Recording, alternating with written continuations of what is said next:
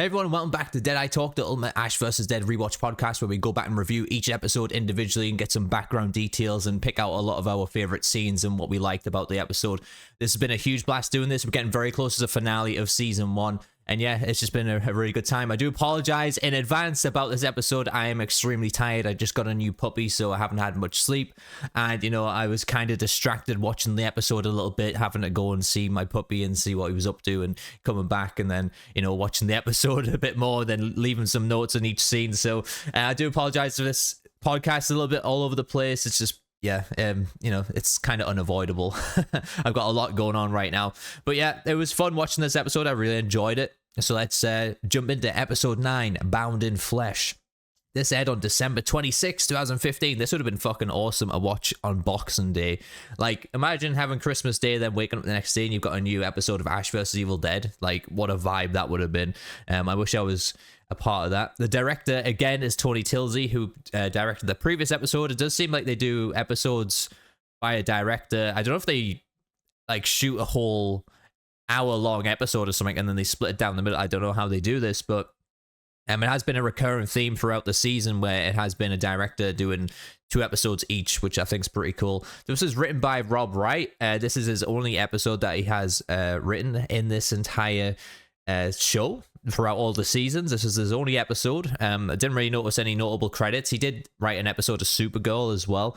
But yeah, maybe explains something towards the end of the episode with the writing there, but you know, I don't think the writing was terrible. There was just some little things. It's developed for TV by Sam Raimi and Ivan Raimi. It is guest starring Samara Weaving again as Heather, and we have Ido Drent as Brad again, and Indiana Evans as Melissa.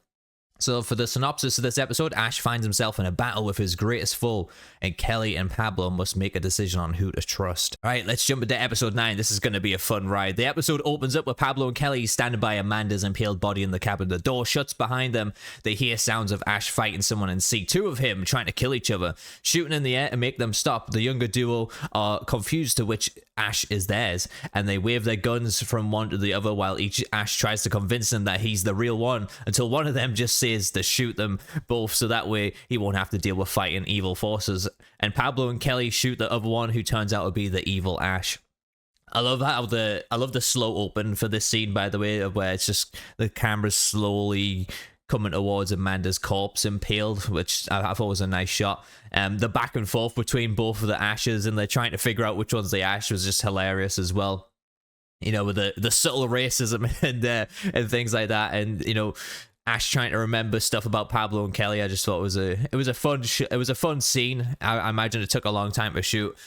Bruce does really well playing the 2 different Ashes, and you know, kind of going back and forth here. You know, it must be very difficult to shoot that, and it's probably spent a lot of hours doing that type of thing. And, you know, I think this was a great way to open the episode. It was a perfect way to do it. I don't think they could have done it any better. I thought it was a really, really well done scene. Moving on to the next scene, Pablo explains their reasoning that the real Ash would just lay down his life to stop the evil, and Ash explains his evil hand grew another body and killed Amanda. He's about to chop up the corpses when the Australian tourists get close to the cabin and ask to stay for the night. While the trio thinks of a way to get them as far away as possible, Ash tells Pablo Kelly to get them back to Elk Rapids using a nearby trails while he's dealing with dead bodies. You know, I thought it was funny seeing Ash is not being racist towards Asians, like how they figure it out because of their teeny hands for their massages. I love the writing and chemistry in this scene as well. You know, having the ghost beaters having a lot of joking and comedy moments when, you know, they've just lost their friend Amanda, and, you know, things are kind of serious, but they're kind of lightening the mood a lot, and they got over it pretty quick. But, you know, I just thought the comedy aspect really dealt with that a lot, and I thought it was really funny. And, you know, Pablo not knowing much about Heather except that she's super cute, and Ash says that's all you have to know. But you know, when Ash is talking to them and he's got his hand covering his mouth like that, it's like a football coach giving plays or something. I thought it was pretty funny doing that. But yeah, again, it was just a nice little scene. Heather, one of the tourists, flirts with Pablo on their way, and Kelly notices that. At the cabin, Ash dismembers his evil clone to the music Just the Two of Us. I love this scene. And, you know, the camera, you know, showing the shadow of Ash on casted on the wall there as he's, you know, grabbing hold of his dismembered head and everything. I thought it was a great shot. A really nice scene to throw in there. A really nice shot. I love it. Ash dismembers his evil clone and his blood flows towards the Necronomicon. The book starts talking to him, enticing him with its power, but he has none of it and shoves it into the fridge. But once he gets back to the hall, he sees Amanda's body has disappeared. I love the shot of them walking through the woods at the beginning, and the camera, bringing Kelly into focus as Pablo and Heather are holding hands when Heather's frightened of what's happening. I think that was really great directing, honestly, which continues the Ash saw and his evil twin up in the music playing, obviously. And then we have, the talking to the Necronomicon thing. We haven't really seen this in Evil Dead before, unless you read the comics. It adds another interesting plot point, and this like an overall twist to the book actually being like a sentient thing as well. When it drinks the blood on the floor and comes to life and taunts Ash. I think that's really cool. And Ash going for the one last peek at those, and then Amanda's body's gone, sadly, so he can't have his little peek. I thought that was funny. Pablo and Kelly have an argument about him pursuing Heather before they hear some rustling in the bushes. They empty their clips into it, and it turns out to be a raccoon. Brad stops them from firing again, and this costs his wife Melissa her life, as she's impaled from behind by revived Amanda. Absolutely insane moment. I love this. Just seeing the hand coming through her stomach. Like, oh, it was fucking brutal. Pablo and Kelly run out of ammo, and Brad tries to shoot the Deadite with a flare gun and misses, which gives Amanda a chance to kill him by thrusting her hand into his head. She then starts chasing after Heather and breaks her leg, but Pablo stops her from killing the girl. Amanda starts choking him, but Ruby arrives in the nick of time to save him and starts interrogating the Deadite with a dagger. How ridiculous was this, by the way? So I love the part with Deadite Amanda, and she's using them as meat puppets type of thing, and yeah, it was just absolutely hilarious. I think Jill did a really funny job and a great job playing Deadite Amanda on this. She definitely had a lot of fun, you could tell, and it was a great time. I really enjoyed it, and it's probably been the best moment from Amanda's character, her being a Deadite and kind of just having that over the top factor about her. I thought was great. And how ridiculous was it with Ruby doing a whole somersault entrance? Like, I don't know, it was kind of over the top as well. I don't know why that was thrown in there. Maybe it's a throwback to her playing Xena or something, but yeah, it was kind of crazy. Heather comes to and sees her broken leg. Oh, that was disgusting. You see the bone sticking out the leg. It was kind of messed up. Distracting Ruby with her scream and giving Amanda an opportunity to get away. Just some notes from this scene. I love the scenery, walking through the forest again. I thought it looked great. Deadite Amanda appearing, and then Pablo and Kelly freaking out as Deadite Amanda's got them as meat puppets. I thought just the acting of Ray and Dana, sorry, in this scene was really good and really funny. Them using them as puppets again was really funny. Funniest Deadite performance so far, I think it is, out of the whole season. Them just unloading bullets into them is quite ridiculous, I thought. She's clearly just using them as shields. The bullets aren't going to go through them, and yeah, I don't know why they're just unloading bullets into them. It's just it kind of added to the over the top factor. It's a bit of a different direction to all the other stuff that we've seen so far in Evil Dead in terms of dealing with Deadite. So it was very, like, the slow motion bullets impaling their bodies and like penetrating their bodies and stuff. I just thought it was kind of ridiculous. Like, I don't know if maybe it was too ridiculous for Evil Dead. Maybe, I don't know. It just felt a little bit off from the episode, at least. I mean, this episode was definitely more of a comedy than anything, but I did have some good horror moments, which we'll talk in a minute. And yeah, I don't know. Just I thought that bit was a bit ridiculous, and Ruby doing the whole front flip entrance, yeah, it's kind of weird seeing this in Evil Dead. The scene of Heather running through the woods, I really love that. It's such an amazing horror shot with some great angles as well. You've got some wide angle shots of her, then you've got a close up of her back as she's running through the forest, and it's starting to get dark, right? Like, I love that. I love that cinematography they did there with that one.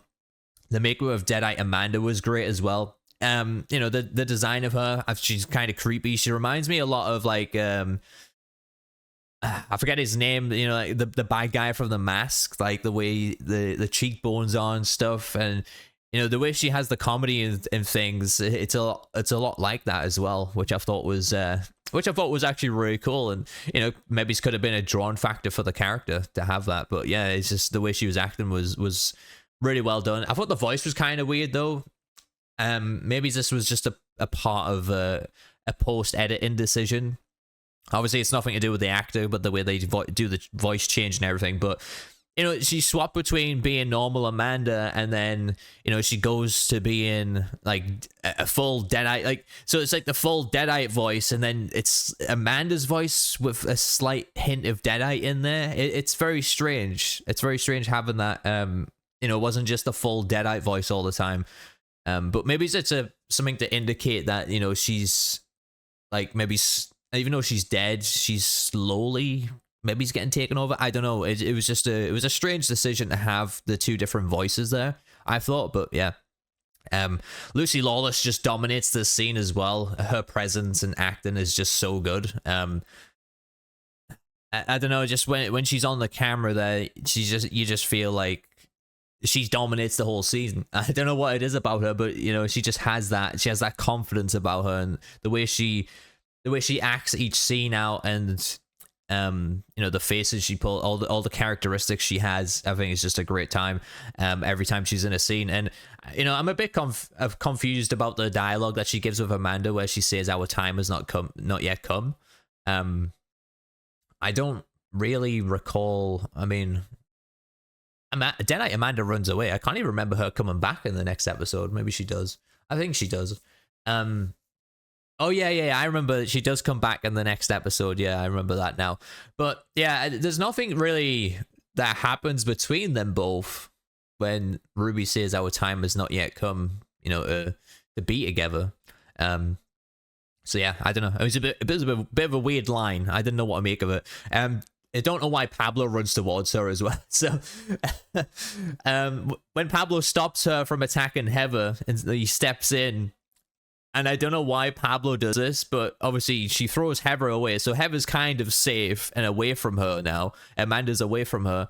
So Pablo's got an open line of shot, but, he pulls his best John Wick stunt guy mode impression and runs towards her with the revolver so he can easily be disarmed. I didn't know why he did that. It's just something I picked out. And, it's one of those annoying things when I'm watching something like John Wick, or Matrix, or anything that has like all these wide angle fight shots and stuff. And this isn't really like that. It's not a wide angle shot at all. It's such a close up thing of watching him run towards the Deadite and get disarmed. I just thought it was absolutely bizarre, because he knows what's going to happen if he runs towards her. I know I'm picking things out here, but I just had an issue with it, and I have an issue with this in almost every movie that has it. Star Wars even has it. There's some bad fight choreography, and like I said, they're usually wide angle shots where you see the stunt guys kind of just like messing on the side while they're actually fighting someone, and then another stunt guy will jump in and run towards him with a fucking gun. Like it happens in so many movies, and to have it in a close-up shot, it just made it more apparent, I guess, and it was just very bizarre. Moving on to the next scene, though, Ruby chops up Brad and Melissa's corpses while Pablo tends to Heather's leg. Like I said, this was horrible, seeing her bone just sticking out. She tries to explain she wants to stop Ash from turning more people into monsters and asks the others to bring her to the cabin. Ash is about to leave for Amanda, when Ruby and the others show up. Pablo and Kelly explain she is a Nobi and she saved them from Amanda. They start arguing about the Necronomicon, and Ruby tells that the only way to destroy the book is to dismantle it with the dagger. Ash talks with Pablo and Kelly. Doesn't really help him make up his mind, though, and he gives the book to Ruby, who tells him to use the dagger to rip off the face from the binding. The Necronomicon begs for mercy, but the ritual still goes through, and Ruby asks him to give her the book. Ash hesitates for a moment, but still hands it over. A lot to go through from this scene. When Ruby and, Lucy Lawless or whatever is chopping up she's just delivering her lines so well, and she's just cutting up the bodies and just throwing the dismembered parts away from them. I thought that was really hilarious. And, what I like about this episode in particular is that, it's actually quite dialogue heavy, but they're always giving the characters something to do in each scene, which, you know, kind of brings it more alive rather than just having them standing there and discussing things. You know, they're always up to doing something and interacting with props and things, and, you know, having some playtime, I guess. And, you know, they always nail it in this season when they do things like this. I thought that was really well done. You know, then, you know, the chemistry between Bruce and Lucy is just so good in their first scene together as well. You know, it's taken us 9 episodes to finally have Bruce Campbell and Lucy Lawless. Obviously, they have great chemistry together. They've worked previously on other things like Xena, and, you know, just kind of having the two dominant alphas, I guess, it feels like having them both on a scene together, it just was just amazing to see, honestly. Pablo saying, "Let her take your load, jefe." I thought that was funny. You know, I've got some issues with the writing here though as well. This is what I was referring to earlier when I was talking about the writer.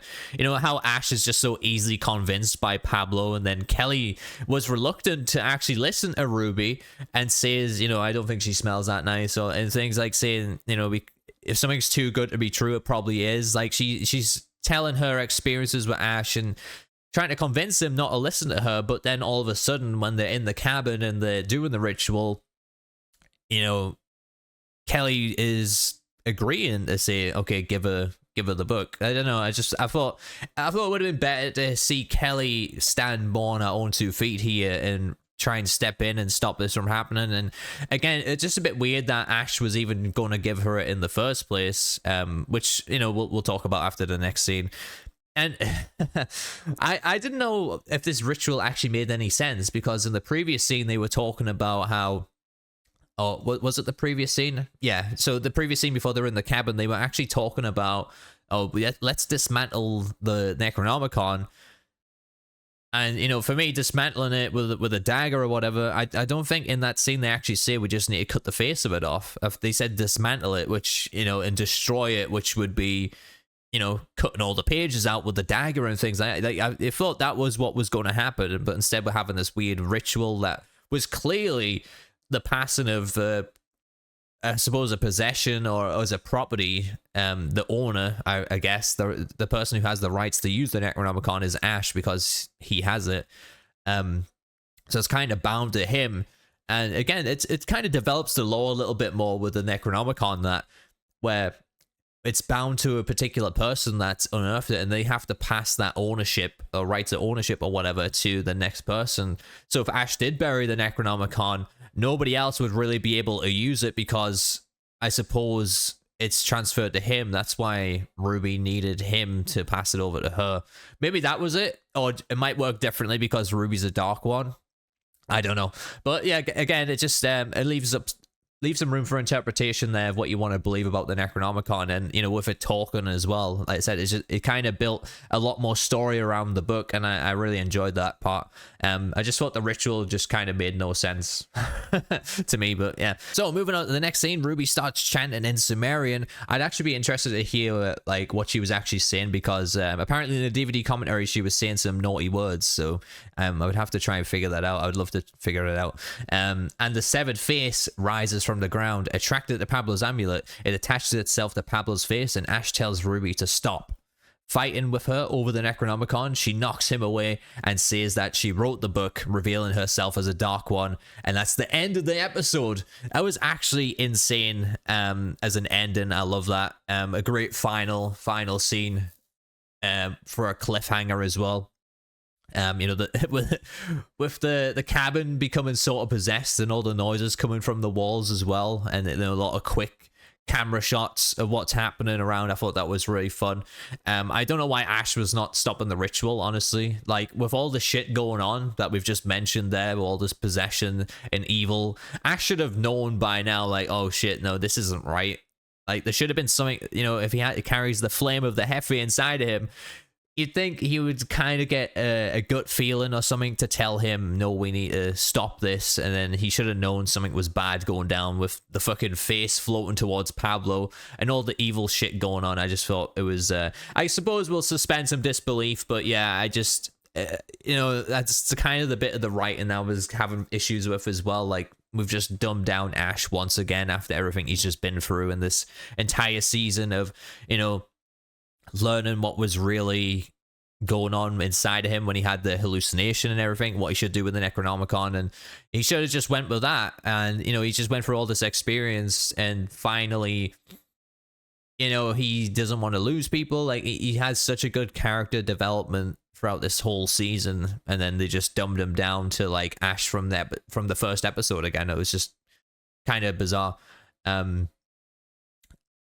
yeah, the cliffhanger of Ruby saying she wrote the book was insane. It always freaks me out when I see that the Necronomicon face go around Pablo. It always freaks me out. I hate it. I actually hate it. And Heather, to be honest, Samara Weaving, I think sort of an interesting character. Like, she's definitely thrown in there to be a sort of Friday the 13th victim type of character. That's how she's thrown in there. I think she does a good job with that. She's just there to be like an innocent bystander, I guess, just to get messed up and have some traumatic shit happen to her, which, I can't wait to dissect in the next episode. That's going to be a fun one. The next episode's going to be great. But yeah, I really liked this episode. It had some cool moments, which we'll talk about now. The highlights and the lowlights of this. The acting and the comedy in this episode is great. The cinematography from Tilsey, again, is so well done. It's consistent with the last episode as well. The kills in this episode are brutal and some of the best we've seen so far. And Deadite Amanda was fantastic. Probably is one of the highlights of the episode for me, definitely. And, Bruce and Lucy having that alpha presence that I talked about as well was just something special to bring to the episode. And yeah, I mean, this serves as like the middle ground between the previous episode and the finale. And I think it does such a good job because a lot of the time, like the second to last episode can be such filler, And this episode actually developed the plot a lot to have a really big finale there, and it had a lot going on. It wasn't just heavy dialogue. Like I said, it kept the characters busy. They're always doing something in each scene, and I just thought it was really well done. And for a second to last episode of a season, and the lowlights for me at least was just some of the writing towards the end I thought was a little bit weird.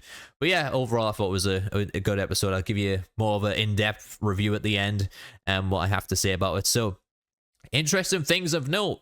DVD commentary from Lucy, Lawless, Ray Santiago, Dana, and Bruce. They didn't have a lot to really say, like how this scene was acted and played and all this. They were mainly reacting what was happening on the screen.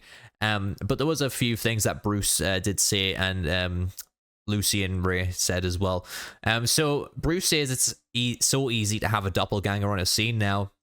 With the advances in technology, the only reason it takes so long to shoot now is because they get so many different camera shots. They get one from behind, they get one from the side, the front, and everything. So that he said it takes a lot of days of shooting doing that. And he also said that Bruce also said that Jill had to hold that crab position on the antlers for days of shooting. Could you imagine? Like, that's fucking dedication right there. Could you imagine having to just sit there like that for so long? Yeah, you'd get back problems, but yeah, she was committed to doing that. Bruce said rubber blood is used now that isn't sticky, so it's easier to take off. Dana forgot to say her line when she was watching Lucy cutting up the bodies and throwing the parts because she was so mesmerized by what was happening. Since Lucy was always filming scenes alone, before this episode, she never really met Bruce and the others because she was always in the other sets. She was always at the other sets filming, and she actually never met the other cast, which is insane. Ray and Dana were improvising the lines that were trying to convince Ash with what to do with Ruby. Lucy is actually, it's weird how Ray and Dana have just so much improvising in almost every episode, and they do such a good job of it as well. I suppose that's why they get paid good money to be actors, right? I always find it fascinating. I'm like, wow, they improvise that like just on the fly. Like, it's actually really good. Lucy is actually chanting some very nasty words that we'll have to figure out. That's what Lucy and Bruce say when she's chanting the Sumerian. She's actually saying something quite nasty. But yeah, I don't know. She said she got like it's like from Rosetta Stone or something, and then originally it was some really complicated words that she had to speak, but then Bruce decided that she should be saying some nasty words. So yeah, I don't know what they are, but if you guys know, figure it out. Let me know. Shooting Pablo sliding towards the Necronomicon as well. they pulled Ray on a rug to shoot that. But yeah, that's all they have from the DVD commentary. Like I said, that most of the things they were talking about was just them reacting to the scene. They weren't really saying like, you know, this was shot this way. That's usually the stuff I like to hear. But they were all having a good time watching the episode. They were having a good laugh about it. But yeah, sadly, they didn't really give much trivia about it. Moving on to trivia from IMDb. While cutting up Evil Ash, the Necronomicon Ex Mortis talks to Ash for the first time. It is possible that this is a reference to the Army of Darkness comic series where the book frequently talks to Ash. Oh, so it was in the comics, so there you go. This is the third time that... You know, that's actually really cool. I need to read some more of the comics. I've got a few comics from Army of Darkness, but I do need to read them. This is the third time, that Ash's love interest has turned into a Deadite to try and kill him. The first being Linda, the second being Sheila, and now Amanda, unfortunately. At the timestamp of 1913, the empty rocking chairs rocking by itself is a running sight in the franchise. The Necronomicon asks Ash if he thinks he will be president. In season 2 of Fargo, Bruce Campbell plays Ronald Reagan, who was elected president, and there was a comic series in 2008 titled Army of Darkness, Ash Saves Obama, where Ash encounters President Barack Obama at Comic-Con. That's pretty cool. Nice little throwback to them, I guess. When Deadite Amanda is strangling Pablo in the woods, Lucy Lawless as Ruby does the signature Xena whistle from the trees to get Amanda's attention, just as she did in Xena Warrior Princess. So maybe that's why that was kind of thrown in there with the somersault. Maybe. But yeah, that's all the interesting things to know. Like I said, I like having more in-depth things from the actors, but sadly they didn't really give much, so I couldn't type anything. All right.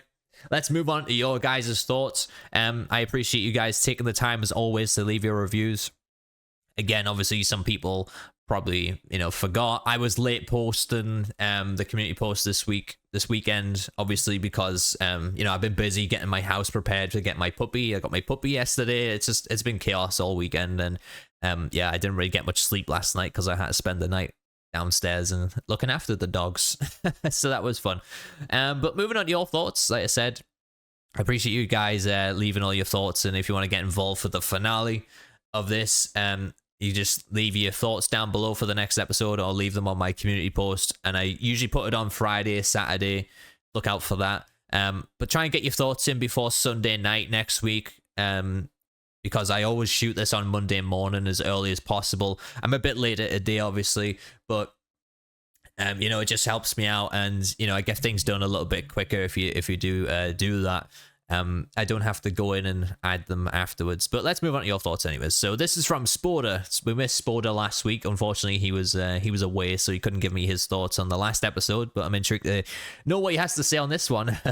This episode was directed by Tony Tilsey, and I gotta say, this was a smashing episode. There's quite a bit to unpack, so let's get straight into it.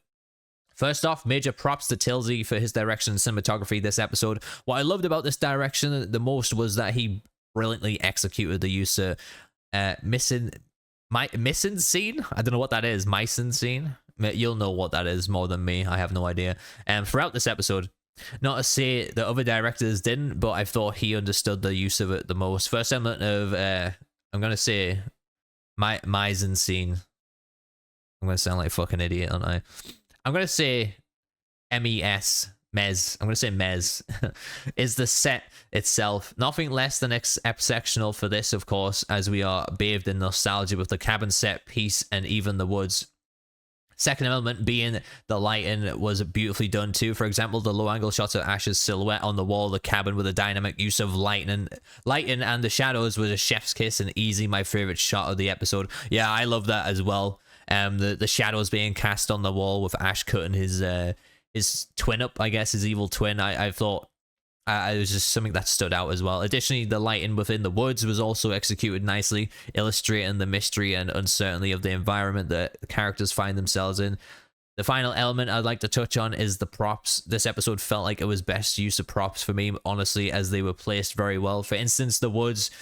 The wood that gets caught in Heather's leg. Sorry, the wood that gets caught in Heather. Was that wood that got caught in Heather's leg? Was it wood? I thought it was her bone, like her shin bone sticking out. Anyway, the several weapons used, the iconic deer head that impaled Amanda, and even branches of trees that were in the way of the camera to portray fear and the sense of being trapped. Yeah, I always think Evil Dead does a good job of this, having that sort of that stalker thing from the evil, and there's always something being hiding in the bushes waiting to pounce on them. I always think they do a good job of that. Even the face of the Necronomicon latching onto Pablo's face was awesome. Just great logical uses of props. That's why I said I loved about this as well. Just having the characters being able to actually interact with things and do stuff as well just brought a whole sort of realistic feel, I guess, to the episode as well. Overall, the Mez was used massively by Tilsey, and he definitely takes the helm of it, being by far over any other directors in the show so far. You think he's been the best director so far?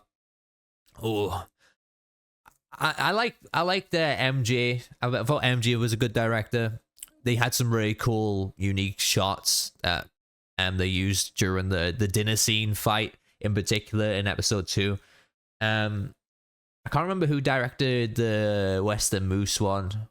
His name isn't popping into my head, but they also did a great job.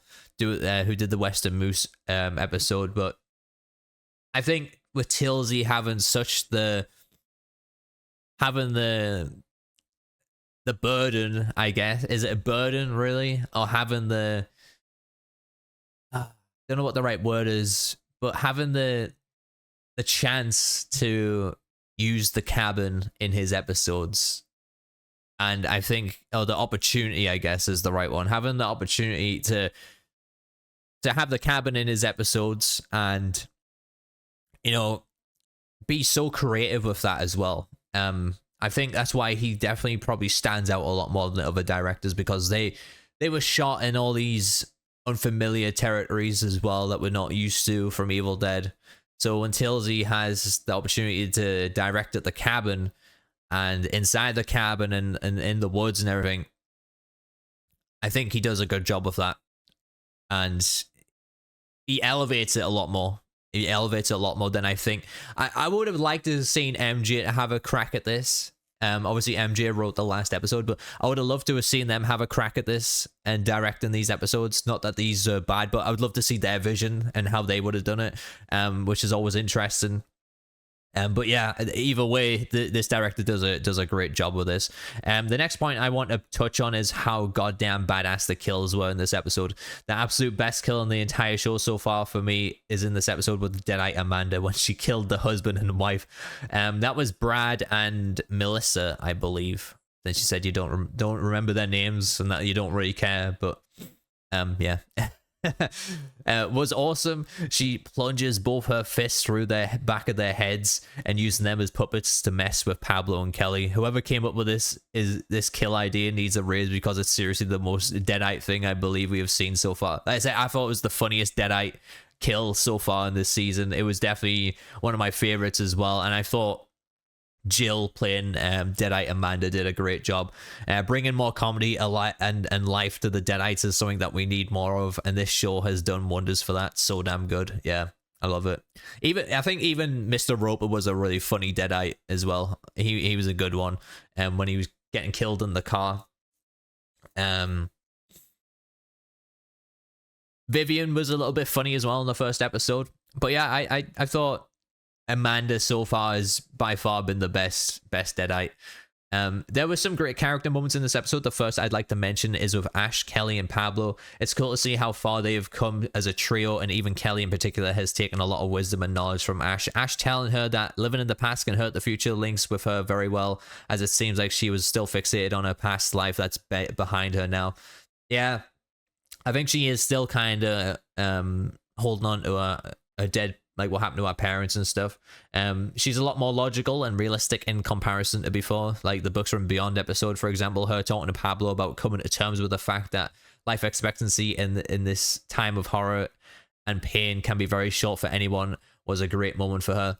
Yeah, she was kind of saying, it's not the best time to be getting involved with somebody, which, is kind of looking out for Pablo as well as, I suppose, looking out for herself, because you know, they've got such a tight pact now to where, you know, they don't want to see, she doesn't want to see anybody get hurt or killed, and doesn't want to go through, I suppose, losing them like she did with her parents. And yeah, it's a lot of I do talk about this in my review as well. There's a lot of character development here for Kelly. I suppose showcasing her like final form. And it's easily missed in this episode because she definitely stands out, and she can be easily missed though, and in how she's acting and the way she's doing things. And a lot of people are probably thinking, oh, you know, she's just being overprotective and stuff, but yeah, we'll talk about that in my review anyway. Looking at how far she's come as an individual and to finally understand the reality of the situation, like, this shows the evolution of her, and the writing supports this very well. Another perfect character moment was the inevitable build-up moment of the first confrontation between Ash and Ruby. And boy, was it worth the wait. The chemistry between the two is electric, showing the opposing paths they are both on. Loved how it contrasted their personalities, so beautifully done. Yeah, like I said, Bruce and Ruby, man, Bruce and Lucy, sorry. Bruce and Lucy. It's weird saying that. But the pair of them, just, like I said, they have that, like, alpha dominance and on the screen. Yeah, they just... They play off each other so well, and yeah, it was great.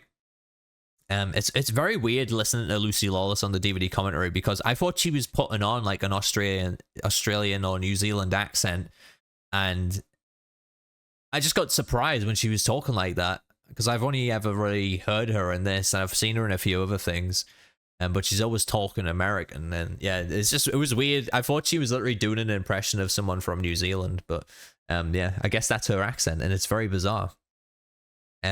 Finally, I also enjoyed the little moment we got with the Necronomicon and Ash in the cabin. It was interesting how manipulative it was towards Ash in the completely logical way without being forced. Telling him that after all this is over, he would just go back to normal dull life as a stock worker with no ambition definitely got to Ash for a moment, and it totally makes sense why Ash thrives within this life of killing and saving the world, whether he wants to admit it or not. The feeling he gets of mattering and importance is something that isn't talked about enough. It's like a coping mechanism he has learned to take hold of due to his last trauma in the previous movies. Yeah, I mean, you know, when Ash goes on his trip and he's in Jacksonville and stuff, like, that's where he wants to be ultimately. He wants to kind of retire, relax, and be away from all this. Why did he not do that in the 30 years? He's just kind of bounced between value stops. I suppose living his life in the gutter, more or less. He's trailer trash old man. Like, I don't know, it's just weird. And there's hints where he does enjoy doing this, but there's also, it's played very heavily throughout this season that he doesn't want to be this guy. Why am I always this guy? And this even comes into season 3 where he's like this as well. And it's not really him getting to a midlife crisis point or anything, but so he either really enjoys doing this and he enjoys being the chosen one and stuff, but then his other side of his character is reluctant about that. So yeah, it is weird. I suppose the Necronomicon does taunt him about him feeling special and stuff, but then Ash is always feeling sorry for himself, I guess, as well at the same time. But yeah, it did get to him, but it's a lot more complex for the characters. Like, he does enjoy it, but he doesn't really want to fucking do it either way. This is almost like a pact he made within himself to try and right the wrongs, or his wrongs, by killing everything. Going back to a normal life after would end this for him, and he will never be at peace with himself, even if the world is at peace. But yeah, I really enjoyed this scene and the whole juxtaposition with Ash's thoughts and the Necronomicon's manipulation. I really like that we finally got to see the Necronomicon talking and stuff like that. But yeah, I don't know. It's a bit strange, like, how Ash is feeling about this whole thing and what he wants to do with his life. And it was kind of hinted at with Kelly in early episodes, where Pablo was like, "You want more evil to come back, right? You want to get revenge." And yeah, and I think there is hints of Ash that does enjoy doing this, but at the same time, he just wants to retire in Jacksonville, I guess. Now, for some negatives, because unfortunately there are some, starting with the 3 useless dumb travelers in this episode. I found all 3 of these characters super insufferable to watch. All the acting from them felt like it was some trash soap opera acting that you would see on TV still to this day. Not surprising though, since Samara Weaving is literally in Home and Away, which is a soap opera. Shocker. I really don't get the buzz around this actress either. Everyone praises her and I have no idea why. I've seen some projects of hers and they're all mediocre to bad. But yeah, anyways, completely useless characters and they are just there to drive some story forward, which I thought was a bit of a cop-out and lazy overall. Wow, Sported didn't hold back there. Okay, let me bring light to the situation here. So these travelers, I'm suspending disbelief here that I don't know if this happens in Michigan. Like, do you guys get a lot of Australians over there? Like, do people from Australia actively go and visit Michigan? Like, that's the set location there in this random forest. Like, I don't know, why would they be there to begin with? It's I know they said they're travelers, and you know, Brad's got a degree in forestry, whatever the fuck that is. And yeah, they're just kind of forced in there to be cannon fodder for a Deadite kill and to be maybe possessed. Obviously, they don't get possessed because they get their heads removed by Ruby, but that's kind of what they are, right? You know, they're there to be cannon fodder, and I suppose it's to develop the relationship a little bit more between Kelly and Pablo, with Heather as well, and just seeing, you know, Kelly's reaction to Pablo hitting on Heather and stuff. And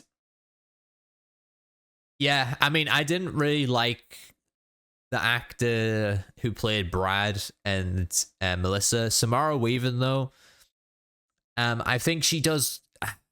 I don't think she's a terrible actress, like the way you're saying, like, you know, she's like some soap opera acting from Home and Away. I think she has that type of, not final girl attitude, but more of a,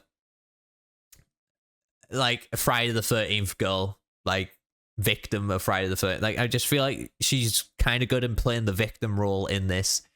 Obviously her dialogue and stuff isn't the best, but I think she just, the way her character is, I think she does a really good job playing the victim role, which we'll see in the last episode. I think you might give her a little bit more props for that, at least.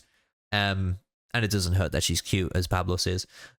But yeah, I mean, she's all right in Babysitter as well. She's not a terrible actress. Just the other two didn't really feel. I mean, look, most Australians and New Zealanders, they're always from like Neighbours and Home and Away. Like, they always start in these soap operas, so that's kind of why they're always brought like that. But yeah, I still just don't believe why they're even there to begin with. From the last episode, I was like, what the fuck are these guys here? This is so random, but they're there to be cannon fodder, I guess. I think building up to the finale, and if you had the Lem and the militia kind of play a bigger role in that towards the finale, towards the cabin, we could have had a much bigger explosive ending, which I thought would have been really fucking cool. Anyway, moving on.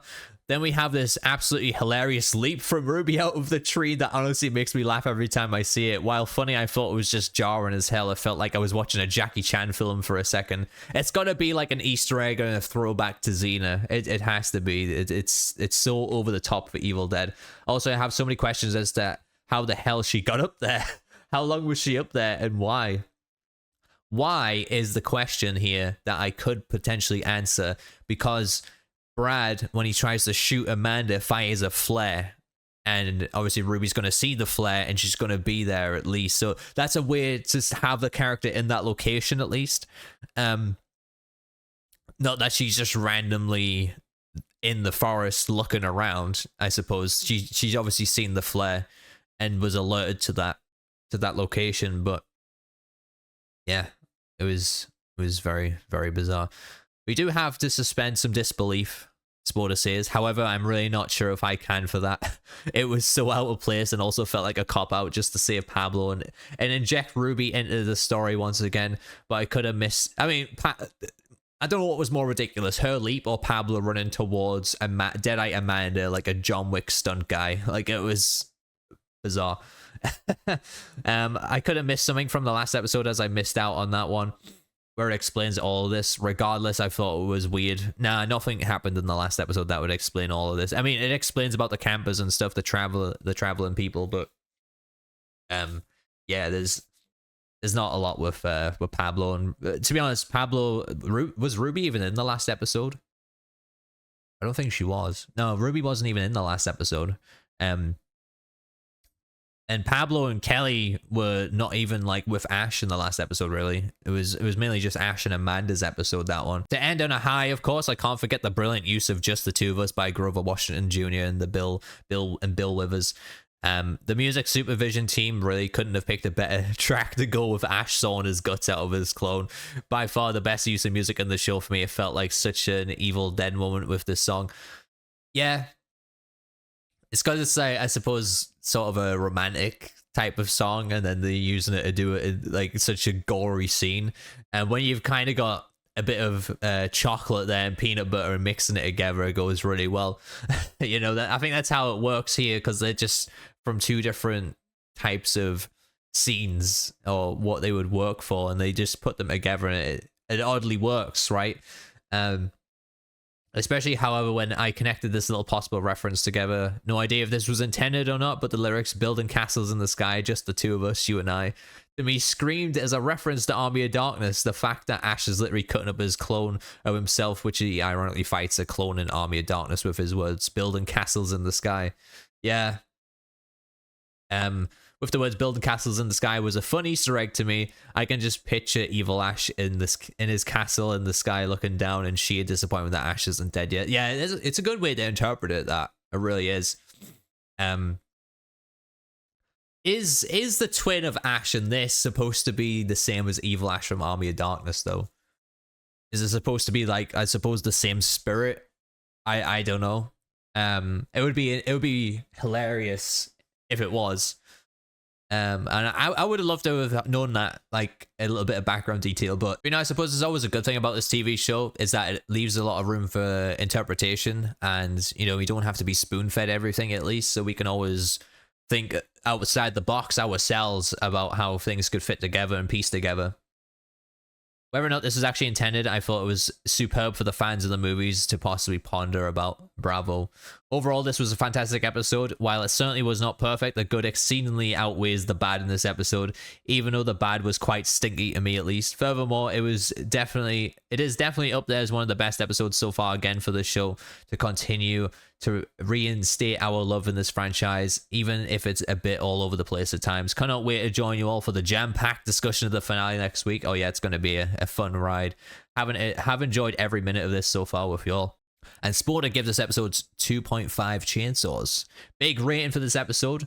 It's definitely up there. It is a really enjoyable episode, and I appreciate all your thoughts, Sporter, and taking the time to type it all out, because you leave me a lot to think about myself, as always. And yeah, I agree with a lot of your points there. I will disagree a little bit on some things, but yeah, it was fantastic. I think you might need to go back and watch some of Samara Weaving's scenes. I'm not trying to shill for the actor or anything like that, because she's not up there as like, oh man, I can't wait to watch this because Samara Weaving's in it type of actress. But I think you've got to give her credit for what she's trying to play in this, at least, and it is the victim. And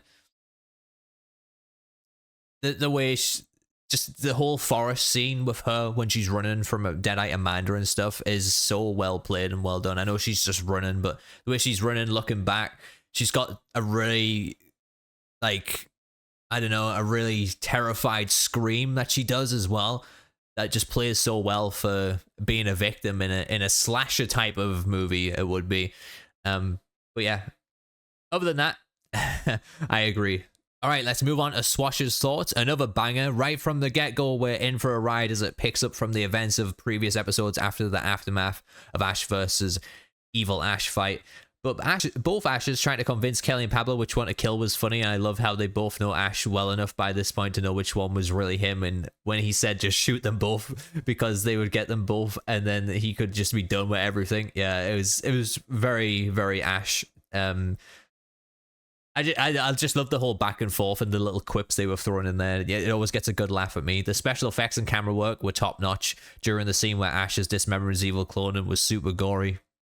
The special effects team really continued to knock it out of the park in this show so far. Yeah, Ash said it was like a mannequin of himself that he was cutting up which he thought was really cool. Dana was really creeped out by it though. There was a cabin level of comedy that I loved when the hikers showed up at the cabin, and they're not that phased by the ghost beaters being covered in blood and Ash's chainsaw hand, like it was no big deal for them. And of course, they run into Deadite Amanda in the woods, and she turns the hikers into human meat puppets literally before Ruby shows up. I've never really thought of that. It's a bit weird that they're turning up to see them covered in blood, and then like Ash just got a fucking chainsaw arm. They're all holding weapons and stuff covered in blood, and they're like, oh yeah, we want to spend the night here in this cabin, and you're like, really? Like, what, they should be just getting the fuck out of there immediately. Like, if you walked in the middle of the woods and saw a cabin, and obviously you've met two of them before, but then you're seeing a guy with a chainsaw arm cutting shit up, like, come on, you gotta be like, nah, I'm out of here. But yeah, it did bring in a lot of comedy to it, at least. I liked how the Necronomicon tries to reason with Ash and convinces him not to bury it, but to embrace the book and use it as his life is just plain and boring without the book, and he's nothing without it. In a lot of ways, the book isn't wrong, so I enjoyed how it played off of it later. Fucking hell. You're trying to really mess me up there in the dialogue, aren't you? Played off of it later, when you can see the hesitation from Ash in handing over the book, as part of him really would miss the action if the book was destroyed. Yeah. The highlight for me in this episode is Ruby getting more screen time and her interactions with Ash. They played really well off one another, and I'm looking forward to seeing more of them together. It just seems like Bruce and Lucy have a lot of chemistry, and that they're both having a lot of fun with these characters. Yeah, and like I said, they've obviously worked on stuff previously, and they have that dominance and presence on each scene, especially together, that it's kind of a rock and a hard place going up against each other that you can just really respect and enjoy. We see Pablo's amulet react to the Necronomicon's face, as well as learning more about the Kandarian dagger, and now I know why the dagger was needed in the game to destroy the book. We also get Ash's lines, "Hey evil, why didn't you eat my butt?" from this episode. I know it's backwards, but hearing and seeing these things in the show after playing the game first has me like the Leo meme where he's pointing at the TV. Yeah, I know which one you mean. Yeah, I mean, I would. It's interesting you played the game first before you watched this, but yeah, it would have been interesting playing. I mean, this is what happened with me with Dead by Daylight. I made just a quick off-topic discussion here. I started playing Ash in Dead by Daylight, and I'd never seen Evil Dead before, and Ash was actually one of the last characters I bought. And I was leveling him up, and I was like, oh, he's got like a little puppet for a hand. And literally, my curiosity just got the best of me, and I was like, I need to know why the fuck this guy lost his hand and why he has a puppet. So I watched I watched every bit of Evil Dead, like, when he removed, like, I wanted to learn when he removed his hand, and I wanted to learn what the fucking puppet was. So it's understandable, like, how media now, you're seeing these glimpses and crossovers of characters, and you're like, who the fuck is this? And then you go and start to enjoy a whole franchise just from those little snippets that you get from them. So yeah, it's interesting. Still, you've probably watched the movies before, obviously, and that's maybe why you played the game, but I have no idea why you would hold out so long from watching the TV show. Continues to say, definitely looking forward to watching the season 1 finale now. As we are left on a cliffhanger with Pablo and Danger and Ruby having revealed she had written the book and becoming a Dark One. Yeah, it's pretty cool. I know that Ruby is a Dark One from the game, but looking forward to learning more about her, as I really enjoy her character. Lucy just does such an amazing job portraying her, and she steals the scene. Is it mentioned that Ruby's a Dark One in the game? I can't even remember.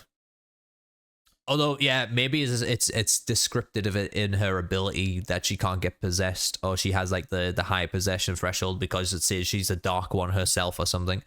My rating, 3 chainsaws. I liked it more than the previous episode, which I thought was amazing. This episode moved along very quickly with very little filler, and I was surprised when it ended. Yeah, it was, I mean, 3 chainsaws. Again, you're very generous on these ratings. It is a good episode. It definitely has some faults though. I see, this is the thing. When I was making my rating, I could not decide between if this was better than the last episode, because they're both good in their own way. And I really enjoyed Bruce's performance in the last episode, and us seeing the cabin again for the first time. there wasn't a lot of dialogue going on in the last episode, but we had some really amazing shots of seeing the cabin again with some really great lighting and, you know, slow moving, I suppose, scenes of Amanda going through the cabin and things. So there was a lot played out in the last episode, and you had the whole back and forth of Ash confronting Linda's head in the vice, and, you know, having that brought back from the previous movies as well. It was all a nostalgia trip, the last episode, but it was really fucking well done. This episode, it's already got a scene established for it from the previous episode, so we know where we are, we know what we're doing, but now we have the freedom to be creative in this space because we don't have to set the scene up anymore. We've got the freedom to be creative, have some comedy in there, and, you know, just throwing all these things out here and having a lot of interactions because we don't have to be focused so much on the environment. And yeah, that's why I think they're both good in their own way. It's hard to pick between the last episode and this episode, honestly, from me. I think they're both really, really good, and probably more or less on the same level. But I appreciate all your thoughts, as always, Thank you for getting your review in on time this week.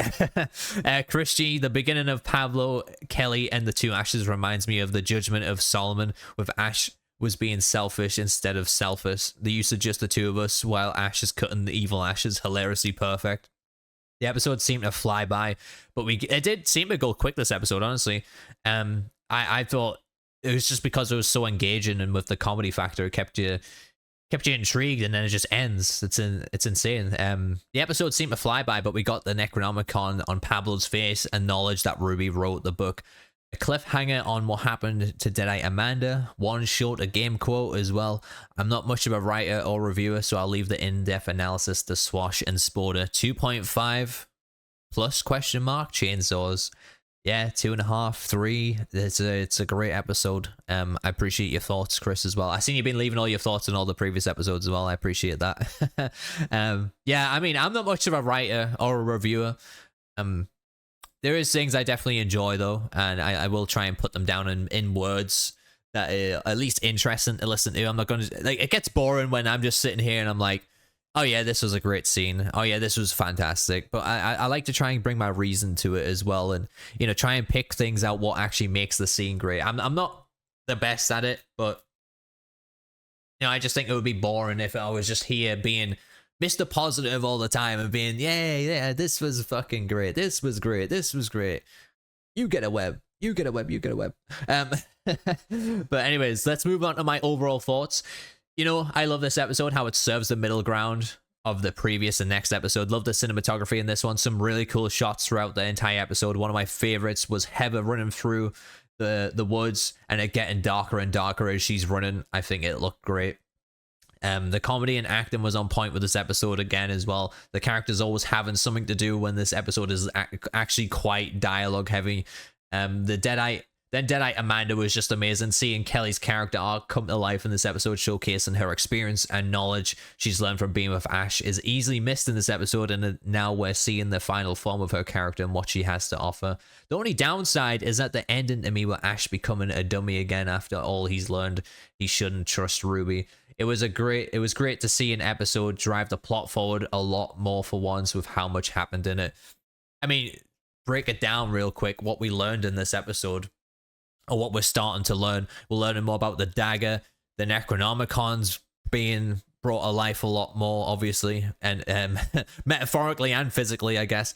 You know, we're learning a lot more about Kelly, more about Ruby as well. And Pablo's on a bit of a weird character arc at the moment. And yeah, it was just a lot being driven forward here from all these props and things we're well known about in the Evil Dead universe. But yeah, this episode does a great job of that. And I don't know, it's just really smart writing, especially when there's something so simple like a Kandarian dagger, and this thing, you know, there was little hints of it previously, what it can do in terms of, you know, cutting the Deadite, searing the flesh off the Deadite's face on episode 3, I think it was, when Ruby was using it.